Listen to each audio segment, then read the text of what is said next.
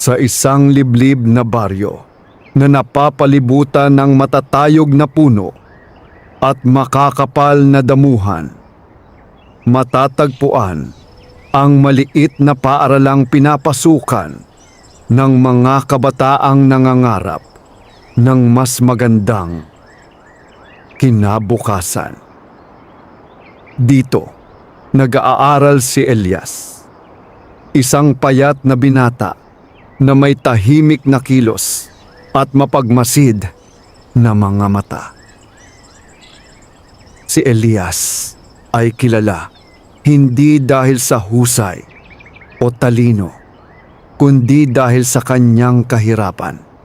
Araw-araw, siya ay pumapasok sa paaralan na suot ang kupas na uniforme. May tahitahi na ang laylayan at bahagyang kupas ang kulay dulot ng paulit-ulit na paglalaba. Ang kanyang sapatos ay halos mapunit na at kadalasan ay hindi pantay ang kanyang mga medyas. Ngunit sa kabila nito, lagi siyang maayos manamit at malinis sa sarili. Sa loob ng silid-aralan, madalas siyang nakaupo sa pinakalikod. Hindi dahil gusto niya, kundi dahil iyon ang lugar na tila inilaan para sa kanya, malayo sa mga tingin, malayo sa panlalait. "Hoy, Elias!" sigaw ng isa sa kanyang kaklase isang hapon. "Hindi ka ba napapagod mag-aral? Kahit anong gawin mo, mahirap ka pa rin." Naghalakhakan ang ilan. Ang iba naman ay nanatiling tahimik. Ngunit ang kanilang mga mata ay nagsasalita ng parehong panghuhusga. Hindi sumagot si Elias. Sanay na siya. Ngunit sa kabila ng lahat, may isang bagay na hindi kailanman nawala sa kanya, ang kanyang pangarap. Tuwing gabi, matapos ang mahabang araw sa paaralan at pagtulong sa kanyang ina sa maliit nilang kubo, siya ay nag-aaral sa ilalim ng ilaw ng lumang lampara. Pinipilit niyang intindihin ang bawat leksyon, bawat numero, bawat salita. "Anak," wika ng kanyang ina isang gabi habang pinagmamasdan siya, "hindi mo kailangang pilitin ang sarili mo. Magpahinga ka rin." Ngunit ngumiti lamang si Elias. "Kaya ko po, inay. Gusto ko pong makatulong sa inyo balang araw." Ang kanyang ina ay napayuko, pilit pinipigilan ang luha. Alam niyang hindi madali ang buhay nila, ngunit mas mahirap para sa kanya ang makita ang kanyang anak na patuloy na lumalaban sa mundong tila ayaw sa kanila.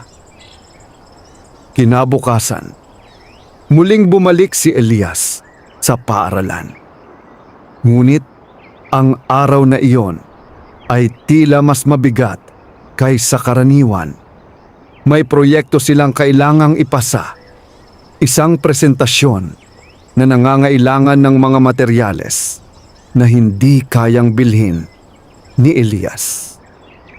Habang ang kanyang mga kaklase ay abala sa pag-uusap tungkol sa kanilang mga makukulay na kartolina at mamahaling kagamitan, si Elias ay tahimik lamang na nakaupo, hawak ang lumang papel na muli niyang ginamit. "Elias!" tawag ng guro. "Nasaan ang proyekto mo?" Tumayo siya, bahagyang nanginginig. "Ma'am, hindi po ako nakabili ng mga kailangan." Nagbuntong hininga ang guro. "Hindi sapat ang dahilan na yan. Kailangan mong matutong maghanda." Muling umugong ang silid sa mga pabulong na tawa. Sa sandaling iyon, naramdaman ni Elias ang bigat ng mundo. Hindi dahil sa pagod, kundi dahil sa pakiramdam na tila wala siyang lugar. Pagkatapos ng klase, hindi siya agad umuwi. Sa halip, naglakad siya papunta sa kagubatan sa gilid ng baryo. Isang lugar na bihira niyang puntahan. Ngunit ngayon ay tila siya lamang ang maaaring makaintindi sa kanyang nararamdaman. Tahimik ang paligid. Tanging huni ng mga ibon at galaw ng hangin sa mga dahon ang maririnig. Umupo siya sa ilalim ng isang malaking puno at doon niya hinayaan ang kanyang sarili. Hindi siya umiyak, ngunit sa kauna-unahang pagkakataon, tinanong niya ang sarili. May pag-asa pa ba ako? Biglang umihip ang malamig na hangin. Hindi ito tulad ng karaniwang simoy. Ito ay tila may dalang kakaibang presensya. Napalingon si Elias sa di kalayuan. Sa pagitan ng mga puno, may aninong gumalaw. Isang matangkad na nilalang ang unti-unting lumitaw mula sa dilim. Ang anyo nito ay kakaiba. Katawang tao ngunit may ulo ng kabayo. At ang mga mata nito ay kumikislap sa ilalim ng liwanag ng dapit hapon. Hindi makagalaw si Elias. Ngunit sa halip na takot, kakaibang katahimikan ang kanyang naramdaman. Ang nilalang ay tumigil sa kanyang harapan. At bakit ka narito, batang puno ng lungkot? Malalim ngunit mahinahong tinig ang bumasag sa katahimikan. Napalunok si Elias. Ako po ay nagtatago lamang. Tumatakas marahil, sagot ng nilalang. Hindi nakasagot si Elias. Tinatanggihan ka ng mundo, patuloy nito. Ngunit hindi ibig sabihin ay wala ka ng halaga. Unti-unting tumingala si Elias. Sa unang pagkakataon, may nakakita sa kanya. Hindi bilang isang mahirap na bata, kundi bilang isang taong may pinagdadaanan. Sino po kayo? Mahina niyang tanong. Isang bahagyang ngiti ang tila lumitaw sa mukha ng nilalang. Ako ang tagapagbantay ng kagubatang ito. Tugon nito. Ngunit higit pa roon, ako ay isang nilalang na nakakakita ng mga pusong hindi napapansin ng iba. Hindi alam ni Elias kung ano ang dapat maramdaman. Takot, pagkagulat o pag-asa. Lumapit ng bahagya ang nilalang. Kung bibigyan ka ng pagkakataong baguhin ang iyong kapalaran, wika nito, tatanggapin mo ba? Napatingin si Elias sa kanyang mga kamay. Magaspang, payat, ngunit matatag. At sa unang pagkakataon, ang kanyang sagot ay hindi puno ng pag-aalinlangan. Opo, natahimik ang paligid. At sa sandaling iyon, hindi pa alam ni Elias na ang simpleng sagot na iyon ang magbubukas ng pintuan sa isang mundong hindi niya kailanman naisip. Isang mundong magpapabago hindi lamang sa kanyang buhay, kundi pati sa kanyang pagkatao. Sa ilalim ng lumalalim na dilim ng kagubatan, nagsimula ang isang kwento na puno ng hiwaga, pagsubok at pag-asa. At ang tikbalang, ang nilalang na kinatatakutan ng marami, ang magiging kanyang kakampi. Hindi agad nakapagsalita si Elias matapos ang kanyang sagot. Ang salitang opo ay tila nanatili sa hangin. Bumibigat sa pagitan nila ng mahiwagang nilalang. Ang tikbalang ay bahagyang yumuko. Wari sinusuri ang kabuuan ng pagkatao ng binata. Hindi lamang ang kanyang anyo, kundi pati ang lalim ng kanyang kalooban. Marami ang naghahangad ng pagbabago.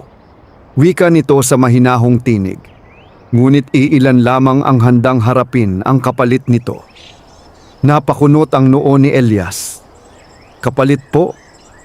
Unti-unting naglakad ang tikbalang paikot sa kanya. Ang bawat hakbang nito ay halos walang tunog, ngunit dama ang bigat ng presensya nito sa paligid. Ang bawat biyaya, paliwanag nito, ay may kaakibat na pananagutan. Ang bawat tulong na aking ibibigay ay hindi lamang para sa iyo. Ito ay isang pagsubok. Pagsubok po ng ano? Tanong ni Elias. Ngayon ay mas buo ang loob. Ngiyong pagkatao, natahimik siya. Sa buong buhay niya, ang mga pagsubok na kinaharap niya ay puro hirap, kakulangan, panlalait, pagod. Ngunit ang pagsubok na ito ay tila iba. Hindi ito laban sa mundo, kundi laban sa sarili. Kung ako po ay pumayag, maingat niyang sambit, ano po ang mangyayari? Tumigil ang tikbalang sa kanyang harapan. Ang mga mata nitong kumikislap ay tila sumisilip sa kanyang kaluluwa. Ikaw ay aking gagabayan, sagot nito. Hindi kita bibigyan ng kayamanan. Hindi rin kita gagawing makapangyarihan sa isang iglap. Ngunit, bibigyan kita ng mga pagkakataong hindi basta dumarating sa karaniwang tao. Napayuko si Elias. Ibig sabihin po, kailangan ko pa ring maghirap. Ang hirap, tugon ng tikbalang, ay hindi kaaway. Ito ang humuhubog sa tunay na lakas. Napabuntong hininga si Elias. Sa kaibuturan ng kanyang puso, umaasa siyang kahit papaano ay mawawala ang bigat ng kanyang dinadala. Ngunit sa narinig niya, tila mas magiging mahirap pa ang tatahakin niyang landas. Ngunit sa kabila nito, may kakaibang tibay na unti-unting umusbong sa kanyang dibdib. Handa po ako, matatag niyang sabi. Isang maikling katahimikan ang sumunod. Pagkatapos, unti-unting itinaas ng tikbalang ang isa nitong kamay. Sa hangin, tila may kumislap na liwanag. Banayad ngunit malinaw, parang apoy na hindi nasusunog. Kung gayon, wika nito, simulan natin ang ating kasunduan. Napaatras si Elias ng bahagya, ngunit hindi siya tumakbo. Hindi ito isang kasunduan na nakasulat sa papel. Dagdag ng nilalang. Ito ay isang pangakong nakaukit sa iyong puso. Lumapit ito at marahang inilapit ang kumikislap na liwanag sa dibdib ni Elias. Sa sandaling iyon, naramdaman niya ang kakaibang init. Hindi masakit, ngunit malalim. Parang may bumubukas sa kanyang loob. Isang bagay na matagal nang natutulog. Napapikit siya. Sa kanyang isipan, sunod-sunod na lumitaw ang mga alaala. Ang kanyang ina na pagod na naglalaba, ang mga kaklasing tumatawa, ang guro na nag-aalinlangan sa kanya, at ang kanyang sarili na patuloy na lumalaban kahit walang kasiguraduhan. At pagkatapos, katahimikan.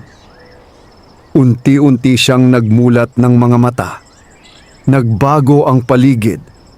Mas malinaw ang bawat detalye ng kagubatan. Ang galaw ng mga dahon, ang tunog ng hangin, maging ang malalayong yabag ng maliliit na hayop. Para bang mas naging buhay ang mundo sa kanyang paningin. Ano po ang nangyari sa akin? Tanong niya, bahagyang naguguluhan. Binuksan ko ang iyong paningin. Sagot ng tikbalang. Hindi lamang sa nakikita, kundi sa hindi napapansin ng iba. Napatingin si Elias sa kanyang mga kamay. Wala namang nagbago sa kanyang anyo, ngunit ramdam niya ang kakaibang lakas. Hindi pisikal, kundi isang uri ng kamalayan. Ikaw ay makakakita ng mga pagkakataon, patuloy ng nilalang. Ngunit tandaan mo, hindi lahat ng pagkakataon ay dapat mong kunin. Bakit po? Dahil ang tunay na karunungan, wika nito, ay hindi sa dami ng iyong tinatanggap, kundi sa pagpili ng tama. Tahimik na tumango si Elias. Ngayon, sabi ng tikbalang, bumalik ka na sa iyong mundo. Paano po kayo? Tanong niya. Hindi ako mawawala, tugon nito. Ngunit hindi mo ako makikita sa lahat ng oras. Lalapit lamang ako kung kinakailangan. Napatingin si Elias sa paligid. Tila ayaw pang umalis. Sa unang pagkakataon, may nakinig sa kanya. May naniwala. Maraming salamat po, taos puso niyang sabi. Hindi sumagot ang tikbalang.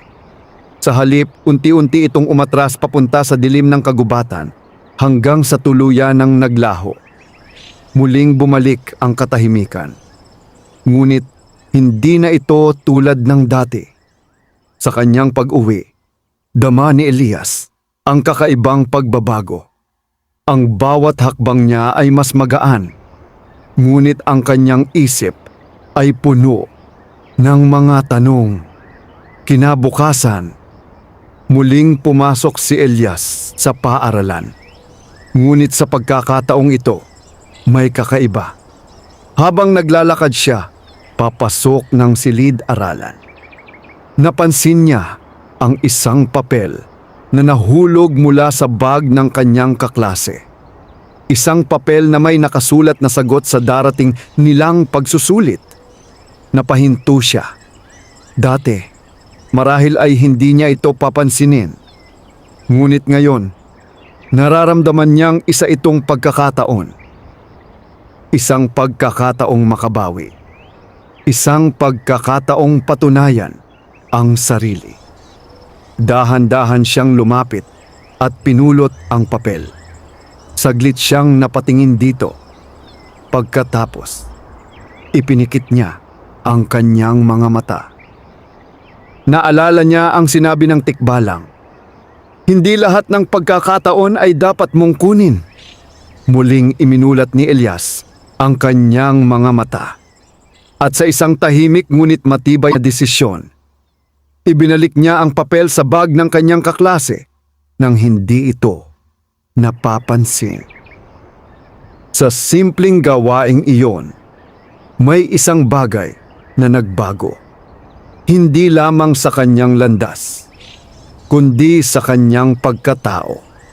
At sa di kalayuan, sa likod ng isang bintana, may isang pares ng matang tahimik na nagmamasid. Kumikislap at tila nasyahan. Ang araw ay nagsimula tulad ng dati, ngunit para kay Elias, ang bawat sandali ay tila may bagong kahulugan. Ang simpleng pagbangon sa umaga ay hindi na lamang isang gawain. Ito ay isang hakbang patungo sa isang landas na hindi pa niya lubos na nauunawaan. Sa loob ng silid-aralan, dama pa rin niya ang parehong malamig na pagtingin ng kanyang mga kaklase. Ang mga bulungan, ang mga pahapyaw na tawa, at ang mga tinging puno ng panghuhusga ay nananatili. Ngunit may isang bagay na nagbago. Hindi na siya ganoon kadaling matinag. Habang nagsisimula ang kanilang pagsusulit, ang papel na kahapon ay kanyang ibinalik ay muling sumagi sa kanyang isipan. Alam niyang iyon sana ang naging madaling paraan upang makakuha ng mataas na marka. Ngunit pinili niyang hindi. Tahimik siyang nagsagot, dahan-dahang inuunawa ang bawat tanong. May mga bahagi na nahirapan siya at may mga sagot na hindi niya tiyak. Ngunit hindi siya sumuko.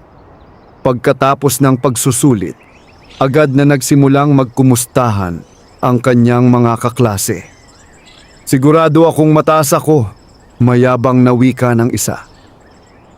Madali lang yon, dagdag pa ng isa. Habang palihim na nagkikibit balikat, si Elias ay nanatiling tahimik. Hindi niya alam kung ano ang kanyang magiging marka. Ngunit sa kaibuturan ng kanyang puso, may kakaibang kapayapaan siyang naramdaman. Isang bagay na hindi niya naranasan kahit kailan. Lumipas ang ilang araw. Dumating ang oras ng pagbibigay ng resulta. Isa-isang tinawag ng guro ang mga pangalan ng mga mag-aaral. Habang papalapit ang kanyang pangalan, naramdaman ni Elias ang bahagyang kaba. Hindi dahil sa takot na mabigo, kundi dahil gusto niyang malaman kung sapat na ba ang kanyang ginawa. Elias! Tumayo siya at lumapit. Iniabot ng guro ang papel. Hindi ito perpekto, sabi ng guro. Pero malinaw na pinaghirapan mo. Napatingin si Elias sa kanyang marka. Hindi ito mataas, ngunit hindi rin ito mababa. Ito ang unang pagkakataon na nakakuha siya ng ganitong resulta, nang walang tulong ng iba, nang walang daya at nang walang pangamba. Salamat po, mahina niyang sabi. Habang bumabalik siya sa kanyang upuan, may ilang kaklase na nagkibit balikat lamang. Ang iba ay tila hindi interesado. Ngunit para kay Elias, sapat na iyon. Sa pagtatapos ng klase, siya ay tinawag ng kanyang guro. Elias, panimula nito, napapansin ko ang pagbabago sa iyo. Napatigil siya. Po? Mas nagsisikap ka ngayon, dagdag ng guro. At kahit hindi perpekto ang resulta mo, nakikita ko ang potensyal. Hindi agad nakasagot si Elias. Sa kauna-unahang pagkakataon, may nakapansin sa kanyang pagsisikap. Kung ipagpapatuloy mo yan, patuloy ng guro, malayo ang mararating mo. Tumango si Elias. Opo. Paglabas niya ng silid-aralan, ang araw ay maliwanag at ang hangin ay tila mas magaan. Ngunit hindi pa doon nagtatapos ang kanyang pagsubok. Habang naglalakad siya pauwi, nadaanan niya ang maliit na tindahan sa gilid ng kalsada. Doon niya nakita ang isang matandang babae na tila nahihirapan. Bit-bit ang mabigat na mga paninda. Napahinto siya. Marami ang dumaan. Ngunit walang tumulong. Muling sumagi sa kanyang isipan ang tinig ng tikbalang. Makakakita ka ng mga pagkakataon. Hindi ito pagkakataon para sa sarili, kundi para sa iba. Lumapit siya sa matanda. Nanay, tulungan ko po kayo, sabi niya. Nagulat ang babae ngunit ngumiti. Salamat, iho. Tahimik niyang binuhat ang ilan sa mga dala nito at sinamahan itong maglakad hanggang sa kanyang bahay. Hindi ito kalayuan, ngunit sapat na upang maramdaman ang pagod. Pagdating nila, muling nagpasalamat ang matanda. Wala akong maibibigay sa iyo, sabi nito. Pero sana ay pagpalain ka. Ngumiti si Elias. Ayos lang po. At siya ay nagpatuloy sa paglalakad. Ngunit bago pa siya makalayo, may napansin siya sa lupa. Isang maliit na pitaka. Pinulot niya ito.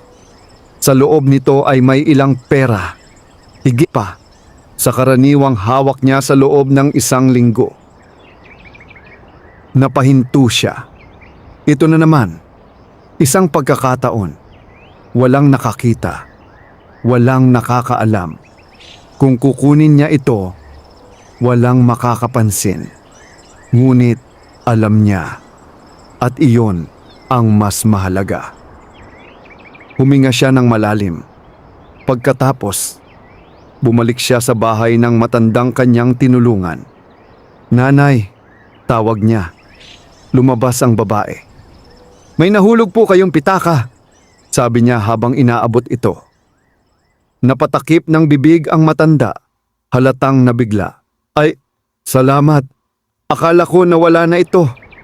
Mahigpit nitong hinawakan ang kamay ni Elias. Napakabuti mong bata. Hindi sumagot si Elias. Ngunit sa sandaling iyon, may kakaibang init na muling umusbong sa kanyang dibdib. Katulad ng naramdaman niya sa kagubatan. Hindi ito kasing lakas, ngunit sapat upang ipaalala sa kanya. Siya ay nasa tamang landas.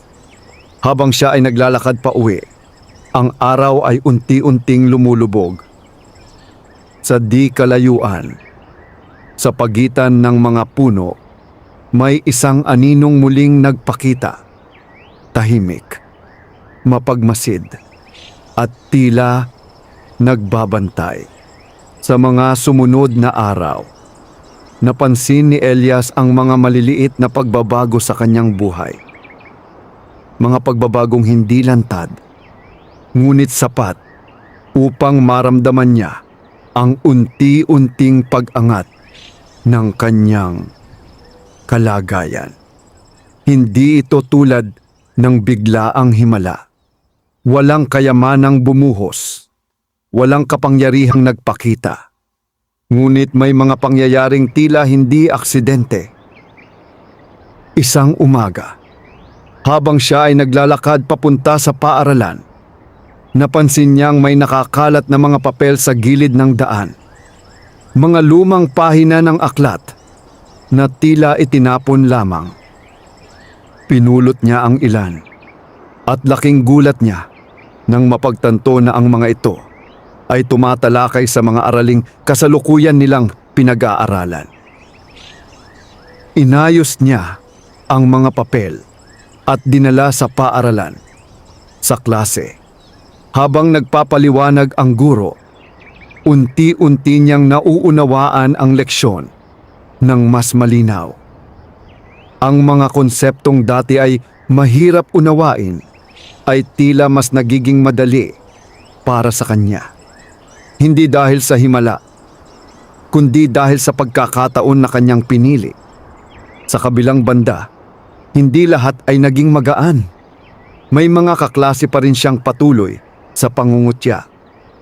"Hoy Elias," sabi ng isa habang nakataas ang kilay. "Nagbago ka yata. Akala mo ba yayaman ka na dahil sa sipag?" Naghalakhakan ang ilan. Ngunit sa pagkakataong iyon, hindi na siya napatingin sa sahig. Tumingin siya diretso at ngumiti. Hindi dahil sa pagtanggap sa panlalait, kundi dahil alam niyang hindi na iyon ang sukatan ng kanyang halaga.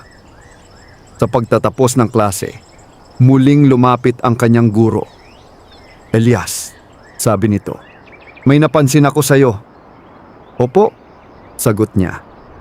"Mas mabilis ka nang makaunawa ngayon," dagdag ng guro.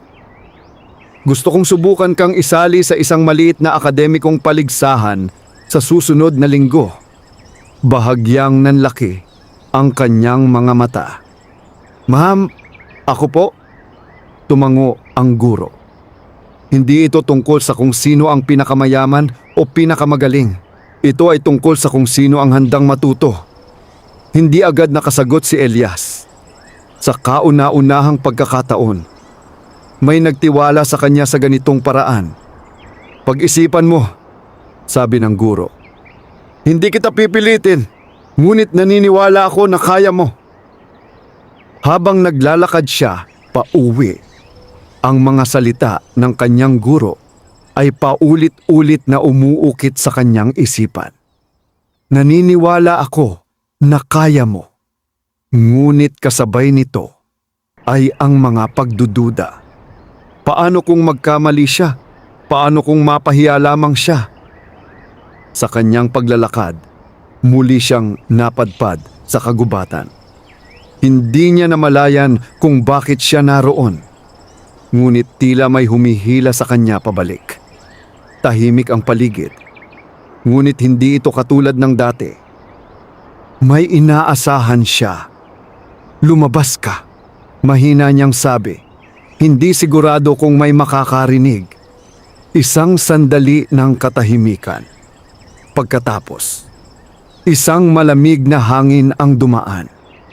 At mula sa pagitan ng mga puno, unti-unting lumitaw ang pamilyar na anyo. Ang tikbalang.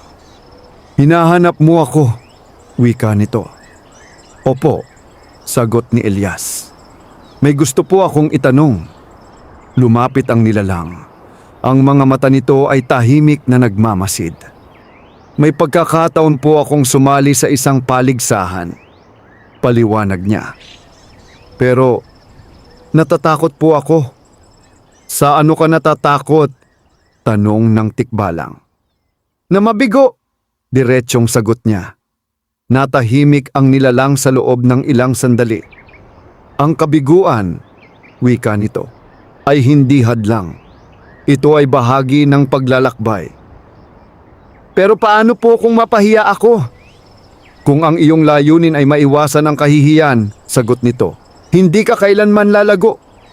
Napayuko si Elias. Alam niyang totoo iyon, ngunit hindi madaling tanggapin. "Hindi ko maaalis ang iyong takot," patuloy ng tikbalang. "Ngunit maaari kitang paalalahanan." "Tungkol saan po?" "Tungkol sa kung sino ka." Unti-unting tumingala si Elias. "Ikaw ay hindi ang sinasabi ng iba," dagdag nito. "Ikaw ay hindi ang iyong kahirapan. Ikaw ay hindi ang iyong mga pagkukulang." Lumalim ang kanyang paghinga. "Kung sasali ka," sabi ng tikbalang, "gawin mo ito hindi upang patunayan ang sarili mo sa iba, kundi upang patunayan sa sarili mo na kaya mong subukan." Natahimik siya, at sa sandaling iyon, tila naging malinaw ang kanyang isip. "Opo," matatag niyang sabi, "sasali po ako."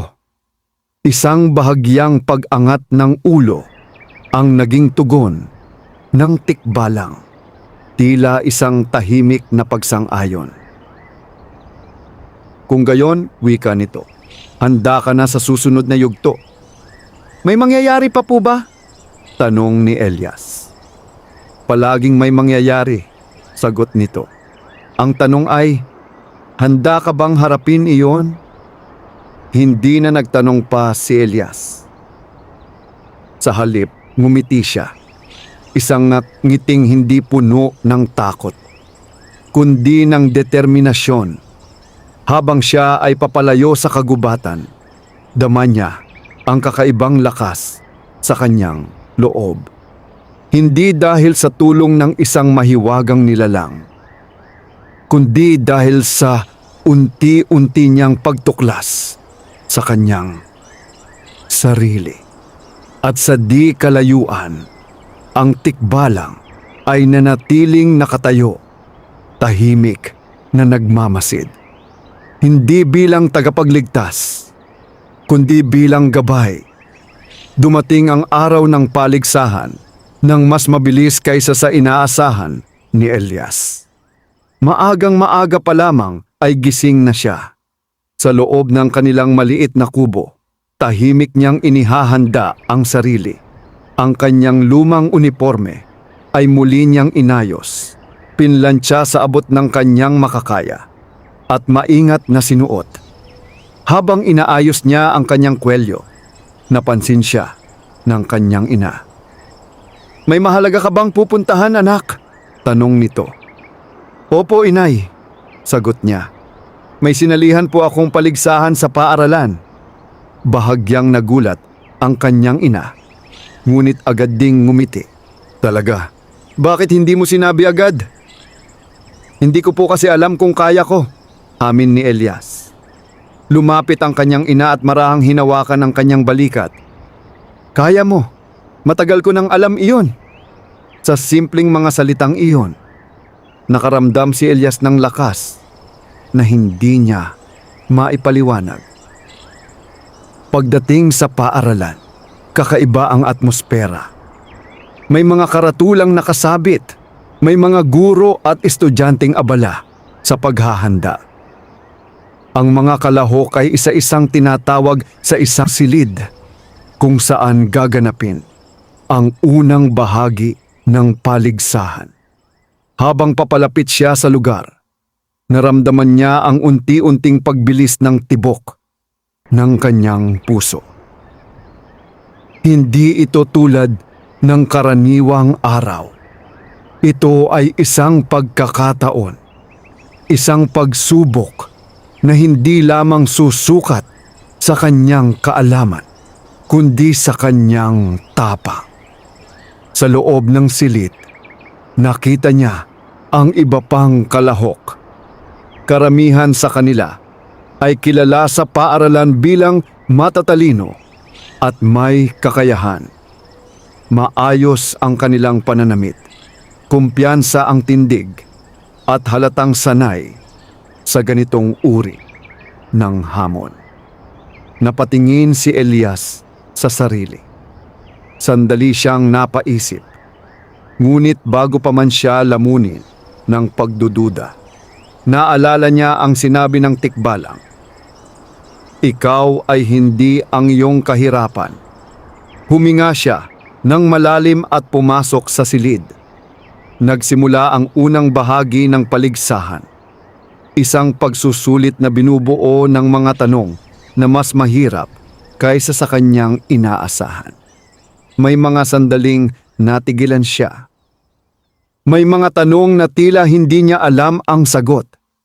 Ngunit sa halip na sumuko, pinili niyang mag-isip. Pinili niyang subukan. Ang bawat sagot ay hindi perpekto, ngunit bawat isa ay bunga ng kanyang sariling pagsisikap. Matapos ang pagsusulit, nagkaroon ng maikling pahinga bago ang susunod na bahagi, ang pagsasalita sa harap ng madla. Dito, nagsimulang bumalik ang kanyang kaba. Ang ideya ng pagtayo sa entablado sa harap ng maraming tao ay hindi niya kailanman naranasan. Habang hinihintay ang kanyang turno, naririnig niya ang palakpakan para sa mga naunang kalahok. Ang kanilang mga tinig ay malinaw, kumpiyansa at puno ng lakas. Napayuko siya. Paano kung hindi niya magawa? Sa sandaling iyon, tila lumamig ang paligid. Isang banayad na hangin ang dumaan sa kanyang tabi. Hindi niya kailangang lumingon. Alam niya, hindi mo kailangang maging katulad nila. Mahinang tinig ang umalingaw-ngaw sa kanyang isipan. Pumikit si Elias sandali. Gawin mo lamang kung sino ka. Patuloy ng tinig. Unti-unti siyang nagmulat ng mga mata. At sa pagkakataong iyon, hindi na siya natatakot tulad ng dati. Tinawag ang kanyang pangalan, Elias. Tumayo siya. Ang bawat hakbang niya papunta sa entablado ay tila mabigat, ngunit matatag. Pagharap niya sa harap, nasilayan niya ang maraming mata na nakatingin sa kanya, mga guro, estudyante, at mga hurado. Sandali siyang natahimik. Ngunit hindi ito dahil sa takot. Ito ay dahil sa pagpili. Pinili niyang magsalita. Sa una, mahina ang kanyang tinig. Ngunit sa bawat salitang kanyang binibigkas, unti-unti itong lumalakas. Hindi siya nagsalita bilang isang batang nais patunayan ang sarili sa iba. Nagsalita siya bilang isang taong may kwento. Isang taong dumaan sa hirap. Isang taong patuloy na lumalaban. At sa bawat pangungusap, dama ng mga nakikinig ang kanyang katapatan. Walang palabok, walang pagpapanggap, tanging katotohanan. Sa pagtatapos ng kanyang pagsasalita, walang agarang palakpakan. Ngunit ang katahimikan na sumunod ay hindi kawalan ng reaksyon. Ito ay pag-unawa, at pagkatapos ng ilang segundo, Unti-unting umalingaw-ngaw ang palakpakan. Hindi kasing lakas ng sa iba, ngunit sapat. Sapat upang maramdaman ni Elias na siya ay narinig.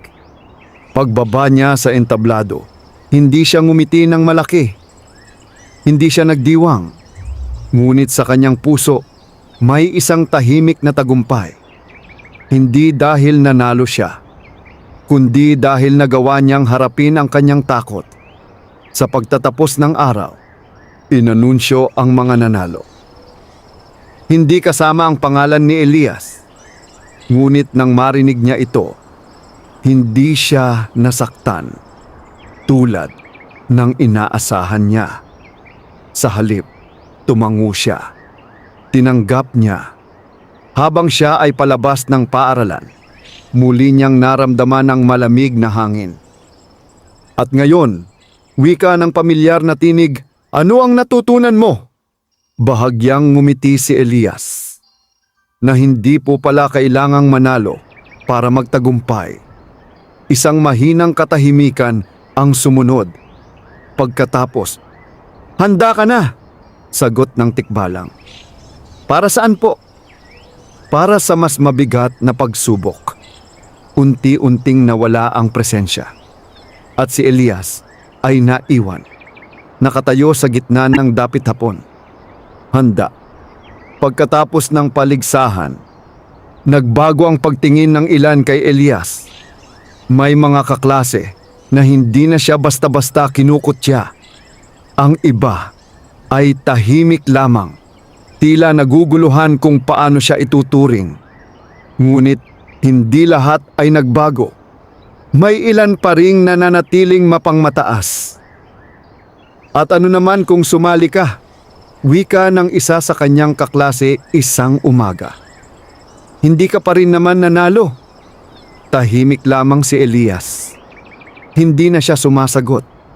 Hindi dahil wala siyang masasabi, kundi dahil hindi na niya kailangang patunayan ang sarili sa kanila. Sa mga sumunod na araw, mas naging abala siya sa pag-aaral. Ang mga papel na kanyang natagpuan noon ay patuloy niyang ginagamit. Ang bawat leksyon ay mas inuunawa niya, hindi lamang para pumasa, kundi para matuto. Ngunit isang hapon, isang pangyayari ang muling sumubok sa kanyang pagkatao. Habang naglilinis ang kanilang guro ng mga gamit sa silid-aralan, napansin niyang iniwan nito ang isang sobre sa mesa. Bahagyang nakausli sa ilalim ng mga papel. Nagkataon na siya lamang ang naiwan sa loob ng silid. Lumapit siya upang ayusin ang kanyang mga gamit. Ngunit napatingin siya sa sobre. Bahagyang nakabukas ito at sa loob may laman na pera. Napahinto siya. Mabilis na tumibok ang kanyang puso. Hindi ito maliit na halaga. Sapat ito upang makabili siya ng mga kailangang gamit, makapag-ambag sa kanilang bahay, at kahit papaano ay maibsan ang hirap na kanilang nararanasan. Walang ibang tao, walang makakakita. Isang simpleng desisyon lamang. At magbabago ang maraming bagay. Huminga siya ng malalim. Unti-unti niyang inabot ang sobre. Ngunit sa sandaling iyon, tila bumigat ang kanyang kamay. Parang may pumipigil, hindi pisikal, kundi mula sa kanyang loob. Hindi lahat ng pagkakataon ay dapat mong kunin. Muling umalingaw-ngaw sa kanyang isipan ang tinig ng tikbalang. Ngunit sa pagkakataong ito, mas mahirap. Dahil hindi ito tungkol sa pandaraya, sa pagsusulit. Ito ay tungkol sa pangangailangan. Kung kukunin ko ito, bulong niya sa sarili, makakatulong ito sa amin. Ngunit kasunod ng kaisipang iyon ay isa pang tanong. Sa anong paraan? Tahimik siyang napapikit. Naalala niya ang kanyang ina. ang mga sakripisyo nito. Ang mga gabing kulang ang pagkain, ngunit hindi kailanman piniling kumuha ng hindi kanila. Unti-unting bumaba ang kanyang kamay. Inayos niya ang sobre. At maingat itong inilagay sa gitna ng mesa, kung saan ito madaling makikita ng guro. Pagkatapos, tahimik siyang lumabas ng silid. Ngunit bago pa man siya tuluyang makalayo, naramdaman niya ang pamilyar na presensya. Mas mahirap ito kaysa sa nauna, wika ng tikbalang mula sa likuran. Hindi na lumingon si Elias. Opo, sagot niya. Mas mahirap. Bakit hindi mo kinuha? Tanong nito. Sandali siyang natahimik. Dahil alam ko po kung ano ang tama, sagot niya. At ayokong mawala iyon. Tahimik ang paligid. Pagkatapos, marahang nagsalita ang tikbalang. Ang tunay na lakas, wika nito, ay hindi nasusukat sa iyong kakayahang makuha ang gusto mo, kundi sa iyong kakayahang umiwas sa mali kahit kailangan mo ito. Dahan-dahang humarap si Elias. Pero mahirap po, amin niya. Laging mahirap, tugon ng nilalang. Ngunit sa bawat tamang pagpili, mas tumitibay ka. Napatingin si Elias sa lupa. May magbabago po ba? Tanong niya. Sa buhay ko? Hindi agad sumagot ang tikbalang. Ang pagbabago, sabi nito, ay hindi laging agarang nakikita. Ngunit ito ay dumarating, unti-unti, tahimik at matatag. Natahimik si Elias. Sa kaibuturan ng kanyang puso, umaasa pa rin siya. Ngunit sa pagkakataong ito, hindi na siya umaasa sa mabilis na resulta. Umaasa siya sa proseso. Magpatuloy ka, sabi ng tikbalang. Dahil ang susunod mong haharapin ay hindi lamang tukso. Kung hindi po, isang pagsubok na susukat sa iyong tapang. Unti-unting nawala ang presensya at si Elias ay naiwan sa tahimik na pasilyo. Ngunit sa pagkakataong ito, hindi siya nag-iisa dahil dala niya ang mga aral na unti-unting humuhubog sa kanyang pagkatao at sa bawat hakbang na kanyang ginagawa. Mas nagiging malinaw ang landas na kanyang tinatahak. Sa mga sumunod na araw, tila naging mas tahimik ang paligid para kay Elias. Hindi nagaanong lantad ang panlalait ng kanyang mga kaklase, ngunit hindi rin nawawala ang distansya sa pagitan nila. May pagbabago ngunit hindi paganap. Sa loob ng silid-aralan, patuloy siyang nagsusumikap. Mas naging maingat siya sa bawat gawain. Mas masigasig sa bawat aral. Ngunit kasabay ng kanyang pag-unlad ay ang unti-unting pag-usbong ng isang bagay na matagal na niyang iniiwasan.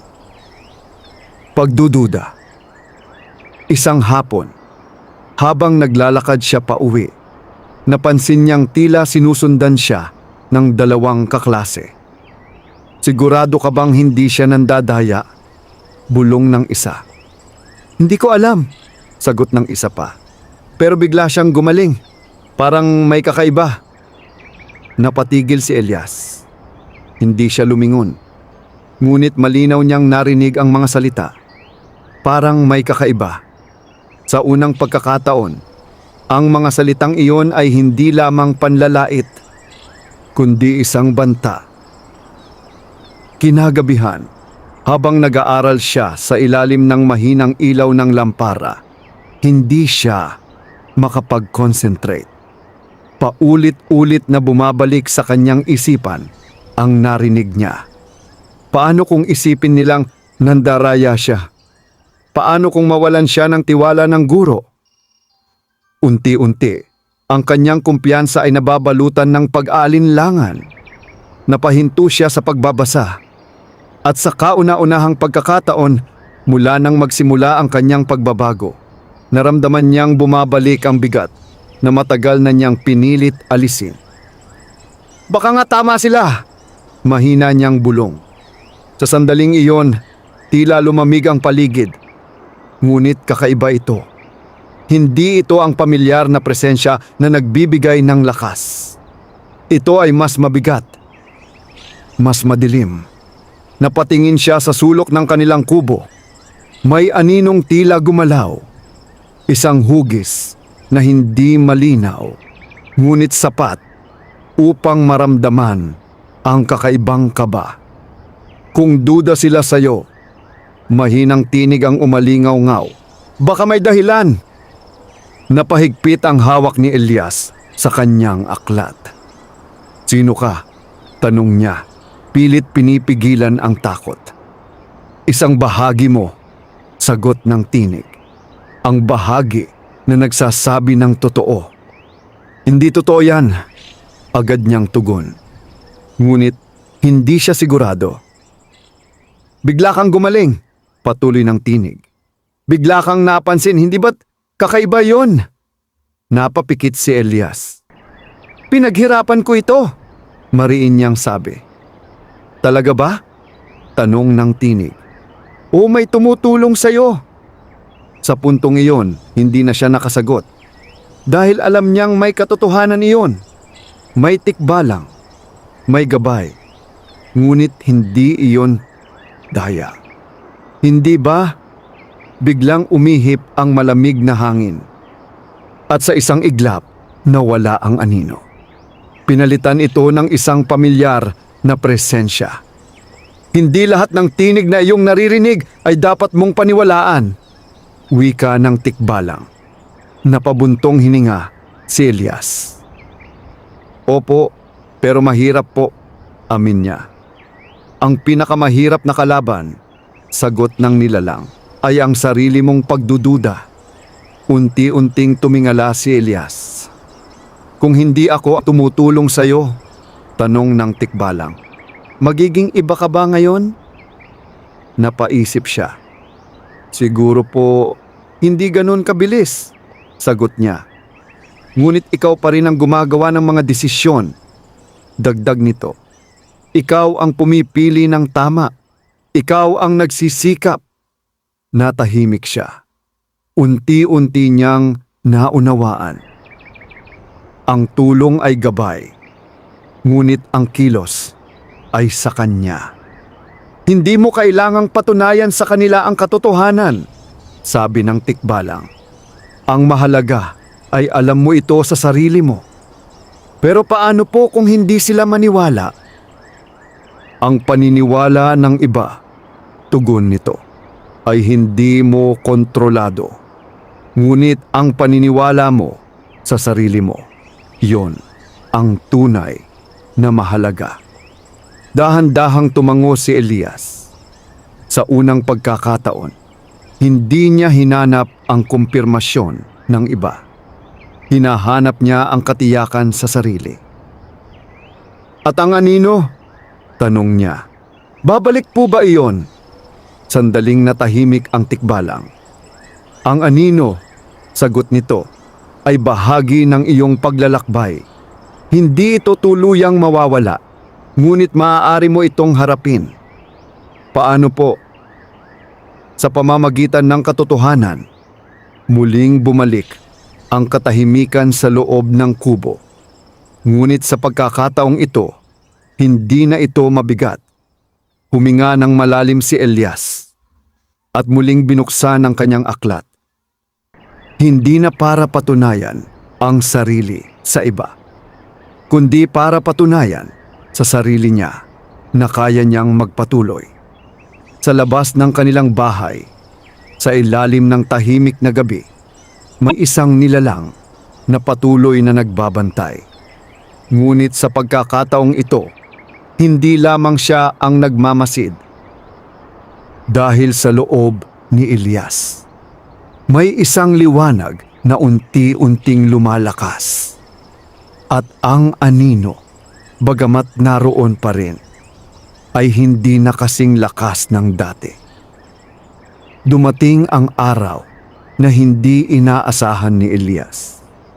Isang umaga, habang tahimik siyang nakaupo sa kanyang upuan at naghahanda para sa panibagong aralin, biglang pumasok ang kanilang guro na may kakaibang ekspresyon sa mukha. Seryoso, mabigat, at tila may iniisip.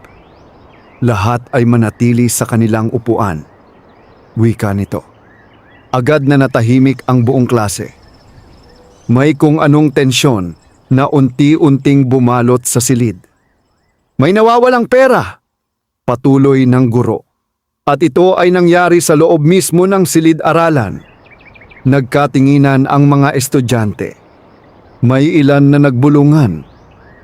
May ilan na tila nagulat. Ngunit si Elias, napatigil. Mabilis na bumalik sa kanyang isipan ang sobre na nakita niya ilang araw na ang nakalipas. Ang perang hindi niya kinuha, ang desisyong ginawa niya.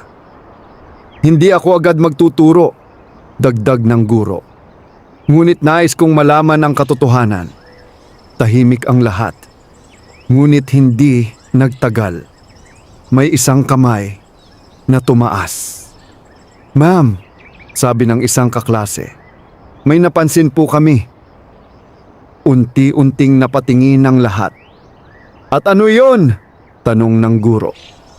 "Si Elias po," diretsyong sagot nito. Parang tumigil ang oras. Lahat ng mata ay napunta sa kanya. "Bakit si Elias?" tanong ng guro. "Siya lang po ang naiwan sa silid nung araw na iyon," dagdag pa ng isa. "Tsaka bigla po siyang nagbago," singit ng isa pa. "Parang may kakaiba." Ang mga salitang iyon ay tila mga palasong tumama kay Elias. Hindi dahil sa sakit, kundi dahil sa bigat. Hindi siya agad nakapagsalita. Hindi dahil wala siyang maipagtanggol, kundi dahil hindi niya inaasahan ang ganitong sitwasyon. "Elias," mahinahong tawag ng guro, "may nais ka bang sabihin?" Tumayo siya. Ang kanyang mga kamay ay bahagyang nanginginig. Ang kanyang dibdib ay mabigat.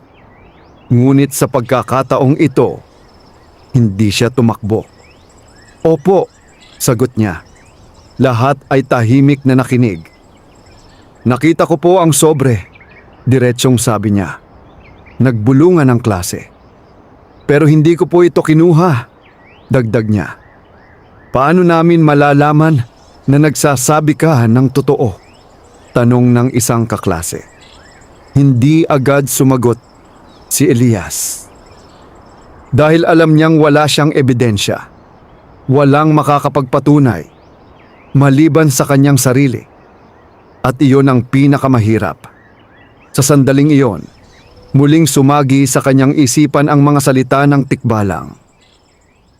"Ang paniniwala ng iba ay hindi mo kontrolado." Huminga siya ng malalim.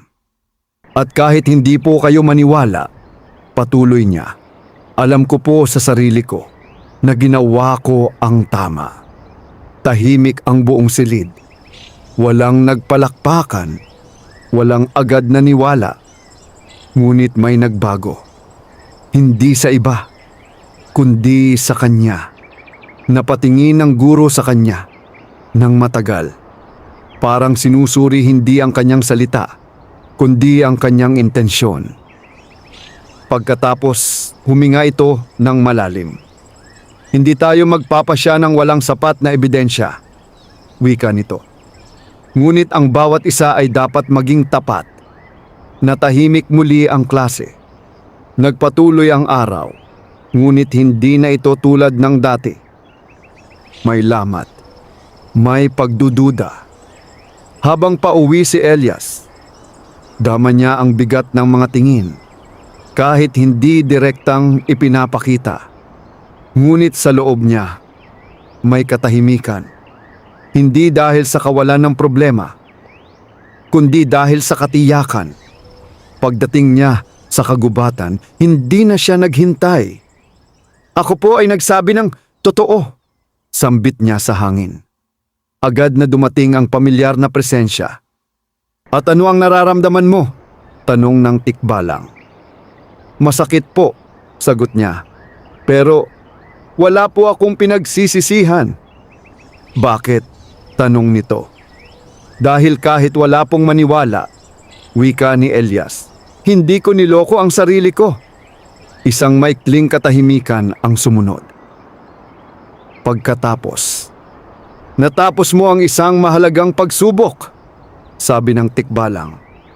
Pagsubok po ng ano? Ng katotohanan. Napatingin si Elias sa lupa. Pero hindi pa rin po maayos ang lahat, sabi niya. Hindi agad nagbubunga ang tama, sagot ng nilalang. Ngunit hindi ibig sabihin ay walang halaga ito. Dahan-dahang tumango si Elias. Sa pagkakataong ito, hindi niya hinintay ang resulta. Hindi niya hinintay ang pagkilala. Dahil alam niyang may mas mahalaga, ang pananatili sa tama. At ngayon, wika ng tikbalang, handa ka na sa mas malalim na pagsubok. Mas malalim pa po. Isang pagsubok na hindi lamang susukat sa iyong katotohanan, sagot nito, kundi sa iyong puso. Unti-unting nawala ang presensya at si Elias ay naiwan sa gitna ng dapit hapon. Mas matatag, mas malinaw ang isip, ngunit hindi pa tapos ang kanyang paglalakbay. Dahil sa mundong kanyang ginagalawan, ang katotohanan ay simula pa lamang. Hindi naging madali ang mga sumunod na araw para kay Elias.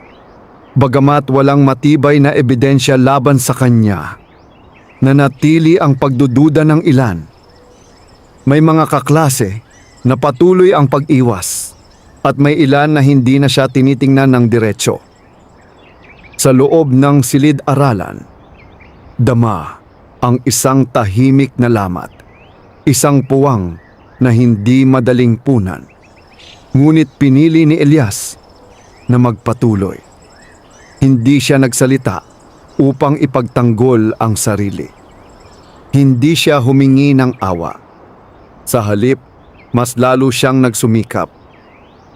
Isang hapon, habang siya ay naglalakad pa uwi, napansin niya ang isang grupo ng mga estudyante sa gilid ng kalsada. May kaguluhan. Lumapit siya. Sa gitna ng mga ito ay isang batang lalaki. Si Marco, isa sa mga kaklase niyang madalas mangutya sa kanya. Ngunit ngayon, hindi ito ang nangungutya. Ito ang pinagtatawanan. Bumagsak ka pala, sigaw ng isa. Akala mo matalino ka? Namumula ang mukha ni Marco. Halata pinipigilan ang emosyon. Napahinto si Elias. Sa kanyang isipan, may dalawang tinig na agad na nagbanggaan. Hayaan mo siya. Ginawa niya rin iyon sa'yo. Ngunit kasunod nito ay isa pang tinig. Mas tahimik, ngunit mas malinaw. Ano ang tama? Pinagmasdan niya ang eksena. Ang mga salitang dati niyang naririnig, ngayon ay ibinabato sa iba. At sa sandaling iyon, naalala niya ang kanyang sarili. Ang pakiramdam ng pagiging maliit, ng pagiging walang kakampi. Huminga siya ng malalim at sa kabila ng lahat, lumapit siya. Tama na, mahinahon niyang sabi. Natahimik ang ilan. Napatingin sila sa kanya, tila nagulat. Bakit? Kakampi ka na niya ngayon? Tanong ng isa. May halong pangungutya. Hindi, sagot ni Elias. Pero hindi rin tama ang ginagawa ninyo. Ginawa niya rin yan sa'yo. Dagdag pa ng isa. Sandali siyang natahimik. Opo, sagot niya. Pero hindi ibig sabihin na uulitin ko rin. Nagkatinginan ang grupo. Unti-unti, tila nawalan sila ng gana. Isa-isa silang umalis.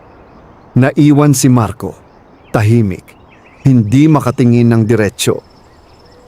"Bakit mo ginawa yon?" tanong nito. Mababa ang tinig. "Dahil mali ang ginagawa nila," sagot ni Elias. "Pero ako yung madalas mangutya sa'yo," dagdag ni Marco. "Alam ko," sagot niya. "Hindi ka ba galit?" Napatingin si Elias sa kanya. "Galit po ako dati," tapat niyang sagot. "Pero mas pinili kong huwag na." Natahimik si Marco. Sa kauna-unahang pagkakataon, tila wala itong masabi. "Salamat," mahina nitong sambit. Hindi sumagot si Elias. Ngunit sa kanyang puso, may kakaibang gaan. Hindi dahil napatawad niya ang iba, kundi dahil napalaya niya ang sarili. Habang siya ay naglalakad palayo, muling naramdaman ang pamilyar na presensya. "Hindi mo pinili ang paghihiganti," wika ng tikbalang.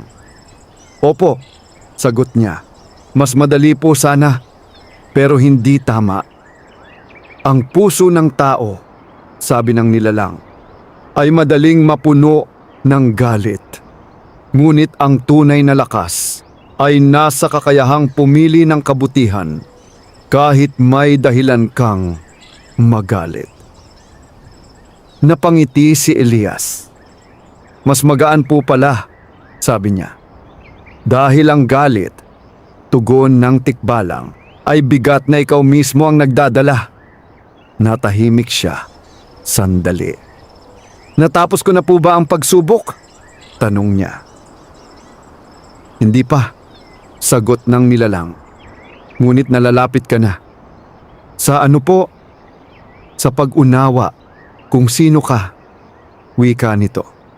Unti-unting nawala ang presensya at si Elias ay nagpatuloy sa kanyang paglalakad. Sa kanyang likuran, naiwan ang isang pangyayaring maliit sa paningin ng iba. Ngunit napakalaki sa kanyang pagbabago. Sa kanyang puso, may isang bagay na tuluyang nagbago. Hindi na siya ang batang natatakot sa opinyon ng iba. Hindi na siya ang batang tahimik na tumatanggap ng sakit. Siya ay isang taong marunong pumili at sa bawat tamang pagpili, mas nagiging buo ang kanyang pagkatao. Lumipas ang mga araw na tila mas tahimik, ngunit mas makahulugan para kay Elias. Ang mga pagsubok na kanyang hinarap, ang tukso, ang pagdududa, ang katotohanan at ang pagpili ng kabutihan ay unti-unting humubog sa kanyang pagkatao. Ngunit sa kabila ng kanyang pag-unlad, hindi pa rin nawawala ang realidad ng kanyang buhay.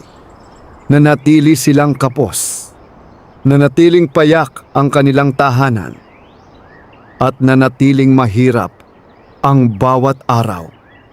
Isang gabi, habang siya ay nag-aaral sa ilalim ng mahinang ilaw ng lampara, napansin niyang tila mas tahimik ang paligid kaysa karaniwan. Wala ang karaniwang ingay ng hangin. Wala ang mga huni ng insekto. May kakaiba. Dahan-dahan siyang tumayo at lumabas ng kanilang kubo. Sa labas, ang kalangitan ay malinaw, ngunit ang hangin ay tila nakapirmi. "At narito na tayo," wika ng isang pamilyar na tinig. Hindi na siya nagulat. Humarap siya. Sa harap niya nakatayo ang tikbalang. Mas malinaw, mas matayog, at mas makapangyarihan ang presensya kaysa dati. "Natapos mo na ang iyong mga pagsubok," sabi nito. "Talaga po?" tanong ni Elias. "Hindi perpekto," sagot ng nilalang. "Ngunit sapat upang maunawaan mo ang mga aral." Natahimik si Elias. "Kung gayon po, ano na ang mangyayari?" Unti-unting lumapit ang tikbalang. Dumating na ang oras upang ibigay ko ang maaari kong ibigay. Wika nito. Bahagyang kumabog ang dibdib ni Elias. Sa unang pagkakataon, sumagi sa kanyang isipan ang posibilidad na baka magbago na ang kanyang buhay, na baka mawala na ang kahirapan, na baka hindi ko babaguhin ang iyong mundo. Putol-putol ng tikbalang sa kanyang iniisip. Ngunit bibigyan kita ng isang bagay na higit pa roon. Napatigil siya. Ano po iyon? Itinaas ng nilalang ang kamay nito. At muli, tulad ng unang gabi, may liwanag na unti-unting lumitaw. Mas maliwanag, mas malinaw at mas mainit. Ngunit sa pagkakataong ito, hindi ito inilapit agad kay Elias. Sa halip, nagsalita muna ang tikbalang. Sa lahat ng pagsubok na iyong hinarap, wika nito, pinili mo ang tama kahit mahirap. Pinili mo ang katotohanan kahit walang naniniwala. At pinili mo ang kabutihan kahit may dahilan kang magalit. Tahimik na nakinig si Elias. At dahil dito, patuloy nito, ikaw ay karapat-dapat sa isang biyayang hindi kayang kunin ni numan. Unti-unti nitong inilapit ang liwanag sa kanya. Ngunit bago pa man ito dumikit, nagsalita si Elias. Pwede po bang magtanong? Sabi niya. Tumigil ang tikbalang. Ano iyon? Kung tatanggapin ko po ito, mawawala po ba ang hirap namin? Sandaling natahimik ang nilalang. Hindi, diretsong sagot nito. Magiging madali po ba ang buhay ko? Hindi rin. Napayuko si Elias. Ngunit hindi ito puno ng pagkadismaya, kundi ng pag-unawa. Kung ganoon po, sabi niya, ano po ang ibibigay ninyo? Isang maikling katahimikan ang sumunod. Pagkatapos, isang kakayahan, wika ng tikbalang, na makita ang tamang landas kahit sa gitna ng kalituhan. Isang lakas na manatili sa tama kahit mahirap. At isang pusong hindi madaling madala ng galit, takot o tukso. Unti-unting tumingala si Elias. At iyon po ba ay sapat? Kung iyong gagamitin, sagot ng nilalang, ito ang magiging pinakamalaking kayamanan na maaari mong taglayin. Tahimik siyang napangiti. Sa pagkakataong iyon, hindi niya hinanap ang ginhawa. Hindi niya hinanap ang mabilis na pagbabago. Dahil naunawaan niya, ang tunay na pagbabago ay nagsisimula sa loob. Opo, sabi niya, tinatanggap ko po. Unti-unting inilapit ng tikbalang ang liwanag sa kanyang dibdib. At sa sandaling iyon, muling naramdaman ni Elias ang init. Ngunit mas malalim, mas buo, at mas malinaw kaysa dati. Parang may nagbukas.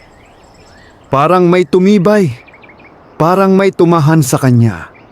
Pagmulat niya ng mga mata, wala ng liwanag, at ang tikbalang ay bahagyang umatras. Tapos na ang aking papel, wika nito. Hindi ko na po ba kayo makikita? Tanong ni Elias. Maaring hindi na sa paraang ito, sagot nito. Ngunit ang aking mga aral ay mananatili sa iyo. Natahimik siya. Maraming salamat po, taos puso niyang sabi. Bahagyang tumango ang tikbalang. At tandaan mo, dagdag nito, ang tunay na lakas ay hindi ibinibigay. Ito ay pinipili. Unti-unti itong naglaho sa dilim. At si Elias ay naiwan sa ilalim ng tahimik na gabi. Ngunit hindi na siya ang dati. Kinabukasan, muling pumasok si Elias sa paaralan. Ang kanyang buhay ay hindi biglang nagbago. Pareho pa rin ang kanyang suot. Pareho pa rin ang kanyang sitwasyon. Ngunit ang kanyang pagtingin ay hindi na pareho. Habang siya ay naglalakad papasok ng silid-aralan, napansin niya si Marco. Saglit silang nagkatinginan. At sa pagkakataong ito, may pag-unawa. Hindi na panlalait. Hindi na pag-iwas. Kundi isang tahimik na paggalang. Umupo si Elias sa kanyang upuan. Tahimik, ngunit matatag. At sa kanyang puso, dala niya ang isang kayamanang hindi nakikita. Ngunit kailanman ay hindi mawawala. Ang kakayahang pumili ng tama. At sa mundong puno ng pagsubok, iyon ang tunay na tagumpay. Wakas.